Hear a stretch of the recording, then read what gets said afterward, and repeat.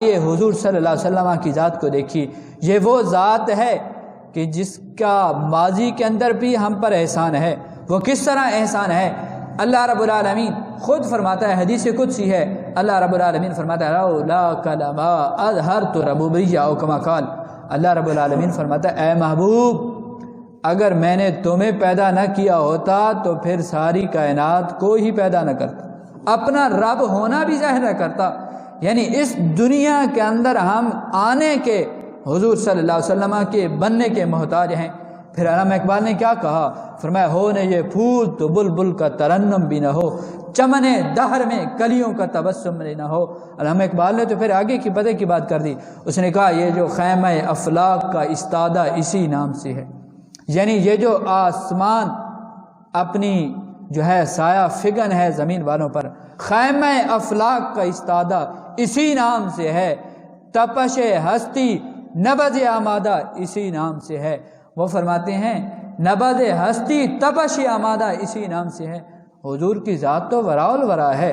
وہ تو کہتے ہیں کہ یہ جو آسمان نیلی چھت کر کے کھڑا ہے یہ بھی حضور کے نام کا صدقہ ہے، یہ جو ہماری نبض چل رہی ہے یہ بھی حضور کے نام کا صدقہ ہے۔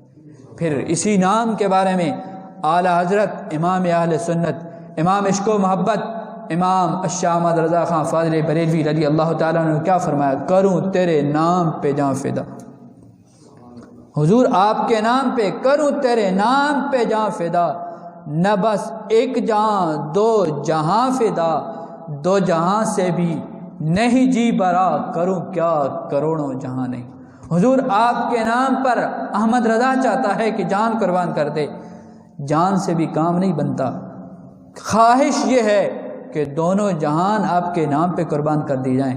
حضور دونوں جہان قربان کرنے کے بعد بھی دل کو تسلی نہیں ہوتی، اب کیا کرے احمد رضا کہ احمد رضا کے پاس کروڑوں جہاں نہیں، اگر کروڑوں جہاں بھی احمد رضا کے پاس ہوتے آپ کی ذات تو ورا الورا ہے، آپ کے نام پر قربان کر دی جاتی۔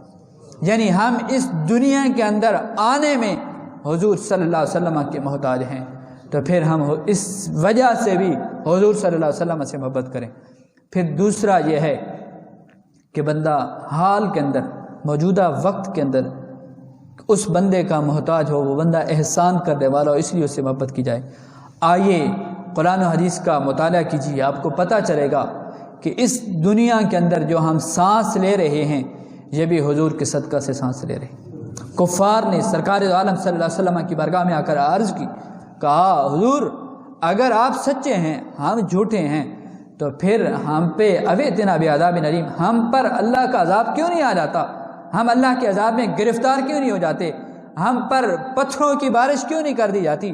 پہلے انبیاء علیہ السلام کی قوم اگر ایک گناہ کرتی رب کی طرف سے عذاب آ جاتا، لیکن ہم اگر آپ کے نافرمان ہیں، آپ کو مانتے نہیں ہیں، تو پھر ہم پہ عذاب کیوں نہیں آ جاتا؟